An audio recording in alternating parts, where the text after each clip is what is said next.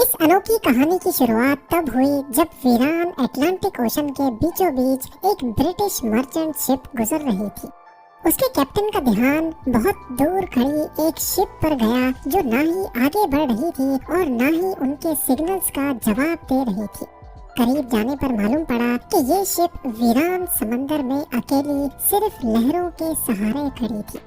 हैरत की बात तो ये थी कि शिप के अंदर क्रू का साजो सामान, खाना पीना और सारा कार्गो बिल्कुल सही सलामत मौजूद था। लेकिन अगर नहीं था तो क्रू मौजूद नहीं था, जो बिना किसी निशानात के यहाँ से गायब हो चुका था। ये है मैरी सेलेस्ट की वो दास्तान जिसने पिछले 150 सालों से हिस्टोरियंस को परेशान कर रखा है। वो राज जिसे समंदर के अलावा कोई नहीं जानता। इस शिप को 1861 में कनाडा में तैयार किया गया और उस वक्त उसका नाम अमेज़न रखा गया था।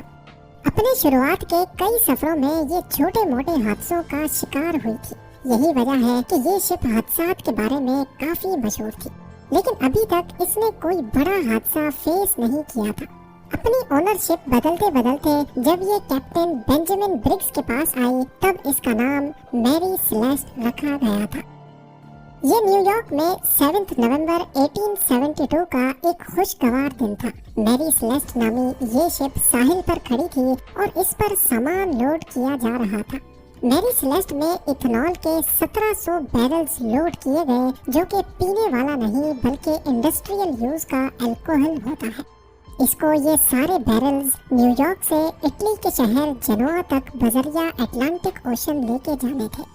इस शिप में टोटल 10 लोग सवार थे, जिसमें शिप के कैप्टन बेंजामिन स्पोलर ब्रिग्स, उनकी बीवी और उनकी 2 साला बच्ची समेत 7 क्रू मेंबर्स भी मौजूद थे।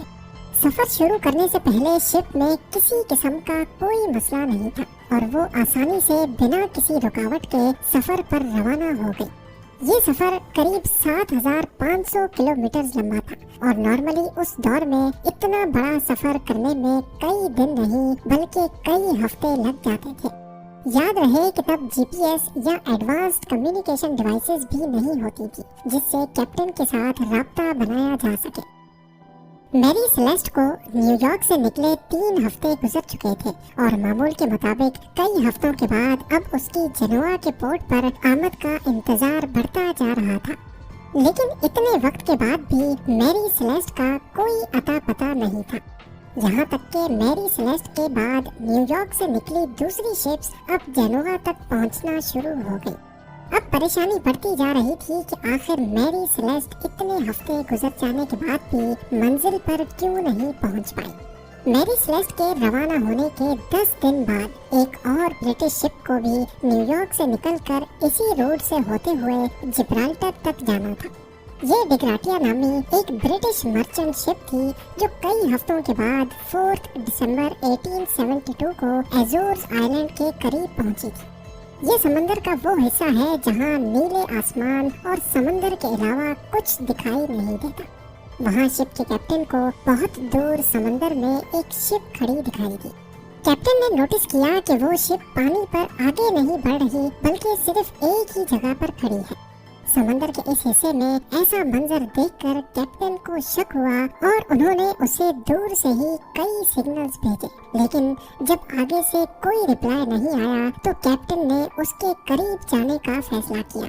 करीब पहुंचने पर मालूम पड़ा कि ये कोई और नहीं बल्कि कैप्टन के ही दोस्त की मैरी सेलेस्ट नामी शिप थी, जिसको न्यूयॉर्क से निकले अब पूरा 1 महीना गुजर चुका था। मैरी सेलेस्ट जिब्राल्टर से 1800 किलोमीटर दूर अटलांटिक ओशन में तन्हा खड़ी हुई दिखाई दी। उसमें किसी किस्म की कोई हरकत नहीं थी। डिग्राटिया के कैप्टन ने अपने क्रू मेंबर्स को मैरी सेलेस्ट में भेजा, जहां वो सब ये देखकर हैरान रह गए कि शिप पर कोई भी मौजूद नहीं है।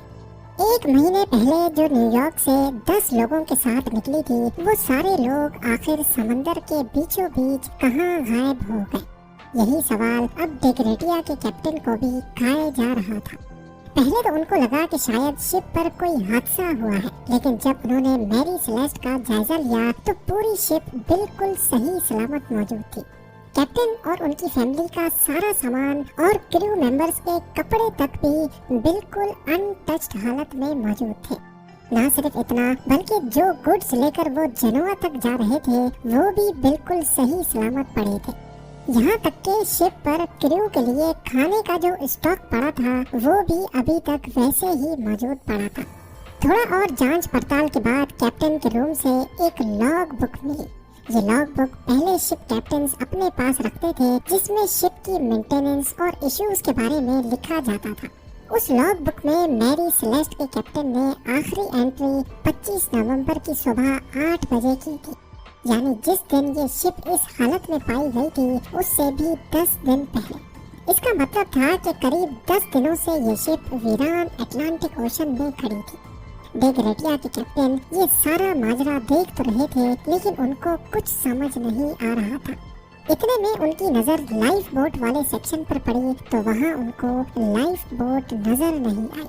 इसका सिर्फ एक ही मतलब हो सकता था कि जरूर शिप पर कुछ हुआ था और सब लोग अपनी जान बचाकर लाइफ बोट में कहीं भागे हैं। कैप्टन के केबिन में नेविगेशन के इंस्ट्रूमेंट्स भी मिसिंग थे और उनके बेड के नीचे एक तलवार अपने कवर में बंद पड़ी हुई पाई गई, जो इस बात की निशानी है कि शिप पर किसी किस्म का हमला नहीं हुआ, वरना तलवार अपने कवर से बाहर होती या फिर वहाँ मौजूद ही नहीं होती। लॉग बुक के अलावा दूसरे तमाम डॉक्यूमेंट्स भी वहीं मौजूद थे। एक और चीज नोटिस की गई कि शिप का केबिन हर जगह से गीला था और कई जगहों पर 1.5-2 फुट पानी भी खड़ा था, लेकिन ये इतना नहीं था जो इस साइज की शिप को नुकसान पहुंचा सके। यहाँ आपको बताते चले कि इंटरनेशनल सैल्वेज लॉ के मुताबिक अगर कोई भी किसी शिप को रेस्क्यू करेगा तो उसको शिप की वैल्यू के हिसाब से रिवॉर्ड दिया जाएगा। इसी लॉ का फायदा उठाते हुए डे ग्रेटिया के कैप्टन मैरी सेलेस्ट को लेकर जिब्राल्टर तक लेकर गए, जहां अथॉरिटीज ने शिप को तब तक अपने पास रखा जब तक कोर्ट की हियरिंग्स कंप्लीट नहीं हो गई। कोर्ट ने अपने तौर पे इन्वेस्टिगेशंस की, लेकिन कई हियरिंग्स के बाद भी कोई सुराग न मिल सका। कोर्ट हियरिंग्स भी जब इस मामले को सुलझा ना सकी तो लोगों ने तरह तरह की बातें बनाना शुरू कर दी। कुछ ने कहा कि आसमानी मखलूक मैरी सेलेस्ट के क्रू को ले उड़ी, तो कई ने कहा कि समंदर की कोई बला ने इन पर हमला कर दिया होगा। इन सब मनगढ़ंत बातों में एक बात सच्ची थी कि मैरी सेलेस्ट जब से बनी थी उसके साथ तब से हादसात होते आ रहे हैं। एक बार ये दूसरी शिप से टकराई, लेकिन मामूली टक्कर के बावजूद भी वो शिप डूब गई। फिर मैरी सेलेस्ट को जब रिपेयर के लिए पोर्ट पर लाया गया तो रिपेयर से पहले ही पोर्ट पर खुद ब खुद आग लग गई और एक मर्तबा तो सफर पे रवानगी से पहले ही इसके कैप्टन की अचानक तबीयत खराब हुई और वो चल बसा। इन सब बातों की वजह से ही अब ऐसा माना जाने लगा कि शायद मैरी सेलेस्ट पर जिनों और आत्माओं का राज है, जिसकी वजह से ये लेटेस्ट हादसा हुआ है। और तब से लेकर मैरी सेलेस्ट को गोस्ट शिप का टाइटल भी दिया जाने लगा। पर असल में उस दिन हुआ क्या था, इसके बारे में कुछ थ्योरीज हैं जिन पर एक एक करके नजर डालते हैं। सबसे पहली थ्योरी गद्दारी के बारे में है। कई लोगों का मानना है कि डे ग्रेटिया के कैप्टन ने ही मैरी सेलेस्ट के सारे क्रू मेंबर्स को मारकर सैल्वेज लॉ का रिवॉर्ड पाने के लिए ये सारा ड्रामा रचा है। पर सोचने की बात ये है कि अगर ऐसा होता तो शिप पर कहीं तो खून खराबे के निशानात मौजूद होते। अब यहाँ तो डे ग्रेटिया ने पीछे कोई सुराग नहीं छोड़ा और सारे निशानात मिटा डाले, या फिर ये थ्योरी ही गलत है। दूसरी थ्योरी बहुत ही इंटरेस्टिंग है। इस थ्योरी में कहा गया है कि शिप पर अल्कोहल के 1700 बैरल्स मौजूद थे, लेकिन जब ये शिप अथॉरिटीज के पास लाई गई तो इनमें से 9 बैरल्स खाली थे। हो सकता है कि अल्कोहल के कुछ बैरल्स में ब्लास्ट हुआ हो, जिसकी वजह से क्रू मेंबर्स लाइफ बोट में बैठकर यहाँ से भाग गए हों। मगर जहाँ ये बैरल्स मौजूद थे वहाँ पर ब्लास्ट का या आग लगने का कोई निशान मौजूद नहीं था। तीसरी थ्योरी में ये बात सामने आई कि हो सकता है कि शिप समंदरी तूफान की लपेट में आ गई थी और इसमें पानी भरना शुरू हो गया था। यही चीज देखते हुए कैप्टन ने शिप को एवैक्यूएट करने का फैसला किया और फिर वो सारे छोटी लाइफ बोट में बैठकर भाग गए हों। इतनी छोटी लाइफ बोट समंदरी लहरों का मुकाबला न कर पाई और सबकी जान ले गई हो। ये थ्योरी काफी हद तक दुरुस्त मालूम होती थी, मगर ये भी बस सिर्फ एक थ्योरी ही थी। थ्योरीज तो बहुत है, मगर कोई एक थ्योरी भी सबूतों के साथ प्रूव नहीं हो सकी। 150 साल से ज्यादा का अरसा गुजर जाने के बावजूद भी इस मिस्ट्री को आज तक सुलझाया नहीं जा सका। मैरी सेलेस्ट के साथ क्या हुआ था, किन हालात में कैप्टन ने शिप को छोड़ा और फिर वो सब कहाँ चले गए, ये राज भी शायद कैप्टन बेंजामिन ब्रिग्स के साथ ही चला गया।